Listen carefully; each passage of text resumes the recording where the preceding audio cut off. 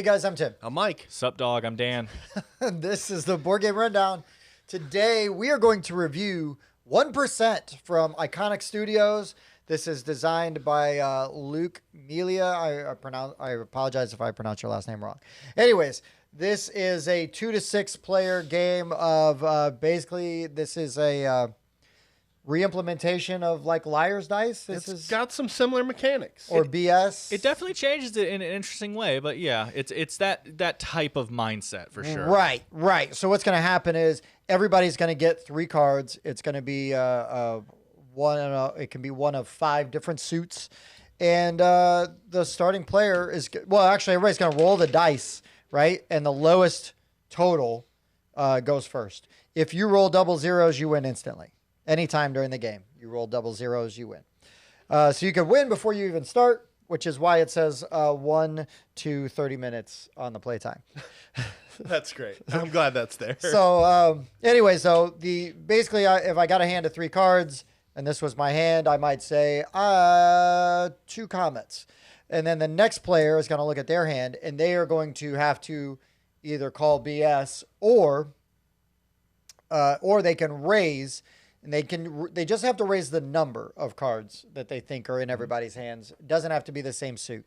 So Dan could say, you know what, I think there's 3 sharks, right? And then Mike can go 5 stars. Fool. Idiot. In a 3-player game, that would be a bad idea. That's rough. But yeah, so then we go until somebody calls. Once it's called, then the remaining players, whether they agree or they disagree with that. Because then what happens is if I agree and Dan disagrees, we reveal the cards. If there's not 5 stars, I said there's 5 stars there. So I would be out, Dan would still be in, and then Mike would still get to go, and then they would go until they've eliminated each other. Then once you've eliminated, you get a reward. Yay, we like rewards. You can do that by either rolling the die to roll a winning number, which right now I don't have any winning numbers in front of me, so it's just 0. So I would need to roll double zeros. Or I could pick from one of, normally there's 3 reward cards. We just got kind of one of each out the show.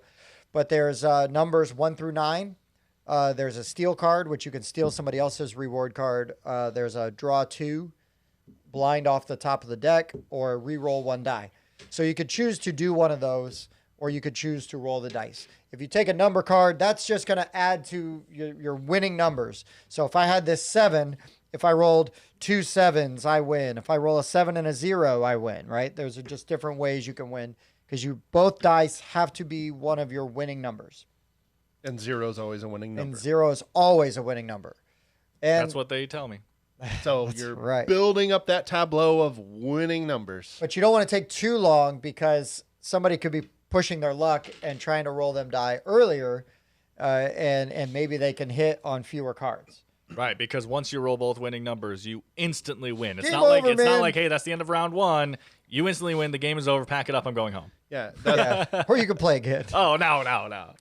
But yeah, that's more or less the game in a nutshell. Let's talk about components. So components, I like. It's pretty straightforward for what the game is. I enjoy the different suits. The card art is nice. The icons, I mean, everything is explained on the cards. The icons make sense. The rule book has this fun thing about the statistical anomalies involving the different suits. I asked him, why did they choose these suits? And that is because these all have a 1% chance or less of occurring. You have less than a 1% chance of finding a clover or getting attacked by a shark. Right, or becoming a famous superstar. Yes. That is one. That is that one. Oh, that's the star. One of the Fort Wayne Comets, you have less than a 1% chance of playing for a minor league NHL team. Also true. All That's right. very Terrible. specific. Yeah, I didn't even think about it. I was just like, it's a card game. They chose easy to recognize symbols. But then once Mike said that, I was like, oh, yeah, what does a shark have to do with the rest of these things? Why is there a lightning bolt and a shark and a comet in the same game as iconography? Yeah, and then once Mike said that, and I looked at the side of the box, and I was like, oh, my God, they just have all the statistics written on the side of the box here.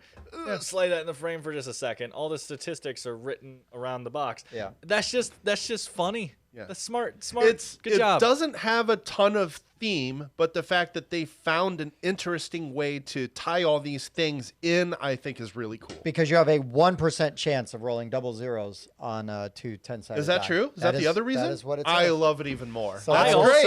also That's love great. it even more because I have a 1% chance of winning games usually. Same. Dan, I So when love Dan and I it play even together- more than you're even more, though. Yeah, okay. Tim, would you like to? Do you are love you it calling even more, BS or- on how much we love it, or would you like to raise it and love it more? No, I think I love it more. I don't know. I like games. Let's eliminate Tim anyway. Yeah, let's do it. Agreed. No, but Reshoot. But the dice are simple, straightforward. The cards are, very functional for what this game is. This is a small box game for what this game is. Perfect. Just fine. Right. They aren't linen and they do get shuffled. Well, at least the one deck gets shuffled quite a bit. I could see sleeving. Yeah. Yeah, they're an odd shape, so you'd have to buy the Sure. specialty Yeah. size sleeves, Yeah, and it might- may not. Fit I in don't the think it would insert be as well. necessary, but if you play the game a lot, because this is like a filler start of the night, Mm-hmm. game kind of thing. If you play it a lot, maybe look at trying to find some sleeves for it. You don't want this game to, fall apart. So But yeah, the icons are very clear. I love the different colors. I think I actually like how much color and vibrancy there is to the cards. Quite a bit. it's great too that they chose a good color set. Unfortunately, Bob isn't here for colorblind, but it's all Right. icons anyway. But they chose, so the icons all have that 1% thing, but also they're all thematically colored too, which worked out. Comet being black right. in space, shark being blue in water, clover being green in grass. Good job. Like Yeah, a lot of that had sense. to have taken some research to try to find not only the 1% things that are easy to iconographize, to turn into icons, and then also have all different colors that are easily distinguishable Right. between each other, right? Yeah. Like that's good job. Yeah. Cheers for finding a way to get a theme into this game in what is otherwise a fairly not thematic game. They still found a way to put it in there, and it's worth it. The finished product is worth it. It's fun and interesting for sure. For sure. We should point out, I guess, because this is gonna blow some people's minds, especially if they're like professional Twilight Imperium players. But on this my D10, the 0 is a 0. It- So just be ready for that, okay? It's actually a 0. I'm looking at you, Brian. Just so you know. I'm just saying, most There's games no when it has a 10s on D10, it counts as a 10. There's no 10s on So. these. It's just zeros. Yeah. Just zeros. Actually, I had to Hilarious even double. I was like, my eyes were deceiving me. Is that a D10? Oh, it is a D10. Okay, got it. Yeah, sure. Mike needs the ones. I guess. Anyways, guys, let's go into final thoughts for 1%. Mike. Yeah. What do you think? As we know, I like elegant, quick, simple fillers. And this one doesn't disappoint. I like what this game does for its playtime, for its box size, and ultimately for what its price point, I'm assuming, is. This is enjoyable, and I could see some celebration moments in this game happening when somebody decides to push their luck. They've only got one award card over here, and like they just roll and they hit it and the game's over in 5 minutes. There's going to be some stand-up celebrating moments in this game, and I think it pulls off what it's trying to do very well. Yeah. How about you, Dan? I have one issue with the game, and that is that It was fun. yeah, and I hate that.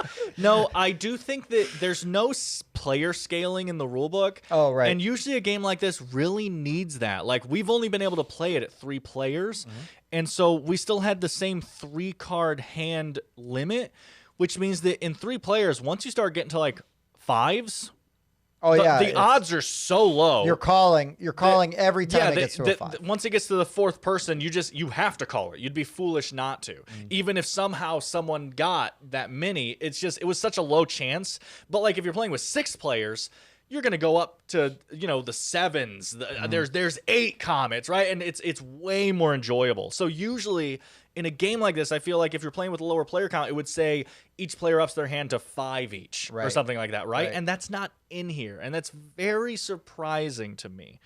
So that's my one thing. I would almost kind of house rule it to where you pick the player count it plays best at. Let's say it plays best at 5. If you go down to 4, you add another card to your hand. If you go down to 3, you add another card to your hand, or something. There needs to be something. I think I agree with that. I agree with do that. because now it's been a minute, and I may have to double check, but I've played Liar's Dice, and the number of dice changes depending on the player count. I've also played House of Borgia, which is a Scott Almes game that uses a similar mechanic, and again, the number of dice change based on the number of players. Right. We did look so at the that rule is book. surprising. Yeah. I looked. There is no special section in the back for like lower player counts and stuff, and there's nothing during setup that says depending on your player count, it's just do this, and that's weird to me.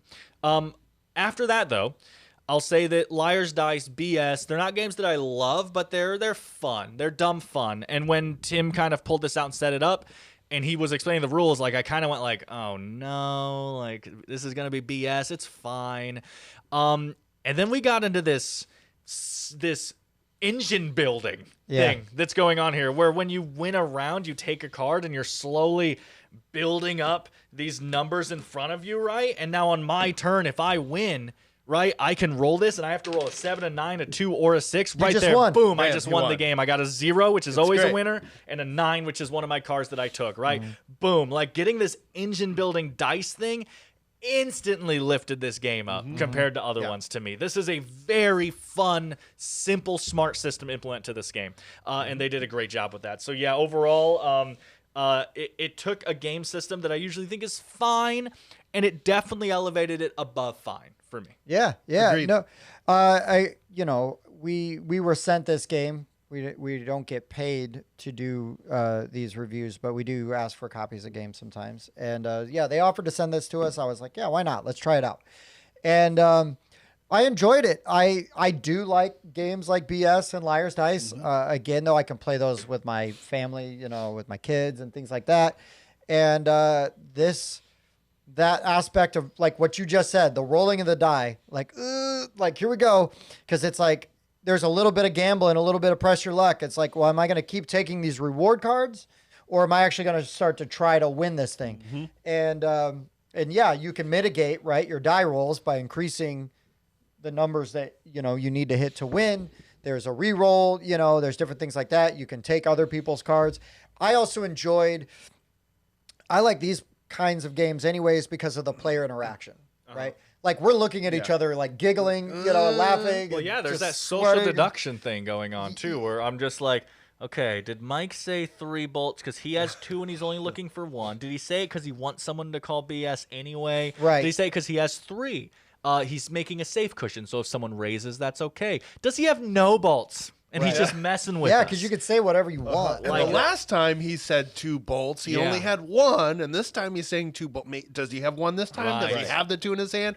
That part's really, really interesting. Yeah, so for me, this was a lot of fun. I mean, for what this game is, it does it very well. This is not going to blow away your grizzled, hardcore gamers that really want to sit down and play a 3 or 4 hour Lacerda. For sure.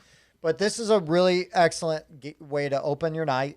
If you're hanging out with family, those kind of things. For me, just kind of jump starts things, right? And also, again, the player interaction can really break the ice with people you don't know too, because then you start like, I don't know, it gives you some things to talk to them about, right? Like, yeah, you're full of it. I know you like to lie, or whatever. Just gives you lots of ways to go with that. So I enjoyed this quite a bit. That was pretty fun. Why don't we go into our final score? Hi guys, this is Bob from the Board Game Rundown. We've started our own Patreon, and for just $5 a month, you can help keep our shelves stocked full of board games for you guys to watch us play and review and preview for you. So please, go to our Patreon page, sign up, help whatever you can, and we hope to see you more. Thank you.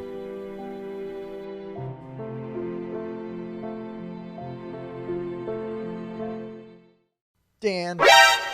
Hi, guys. We're each going to rate this game from 1 to 10. We do use 0.5s for variability in our scores, and it makes averaging harder.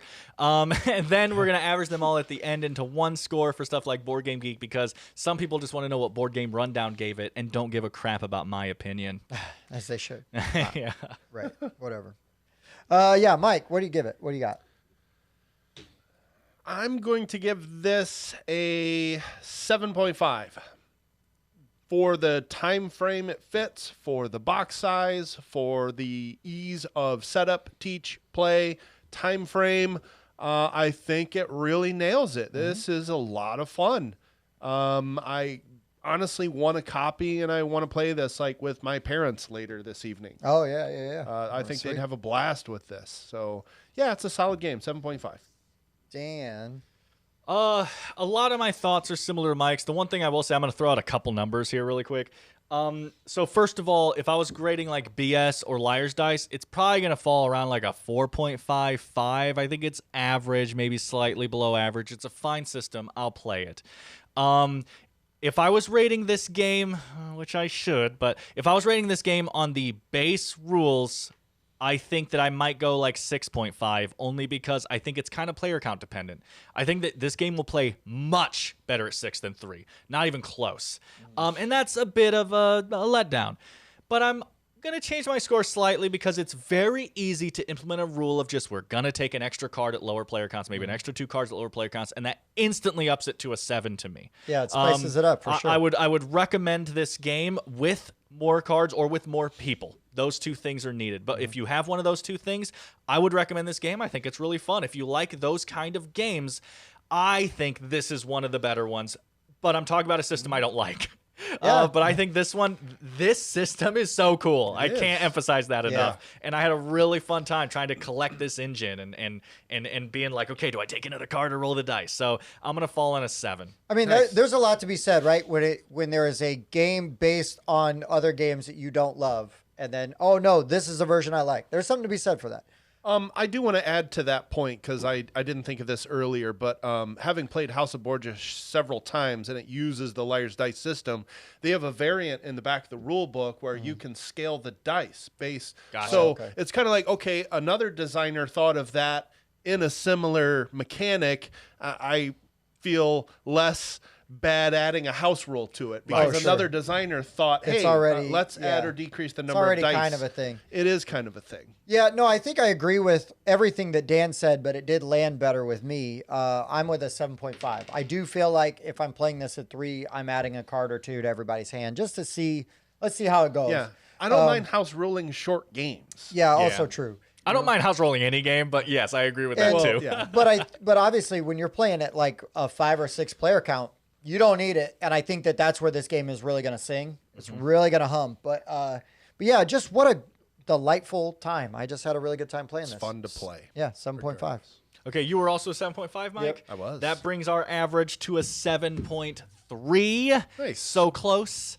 But yeah, I think that's a good spot for this, especially again when you compare it to other games of the same ilk. Yeah. Right? This one lifting up to a 7.3, I think, is a good spot. Yeah, it's a nice recommendation. I think all of us recommend this game, right? If you go by the BGG scale and what a 7 means right there. Playtime price and for a filler, I definitely recommend it. Yeah, lots of fun. Lots of fun. Really liked it. Glad we had the chance to play it. So, guys, for the board game rundown, I've been Tim. That was Mike. Dan. This has been 1%. We'll see you next time.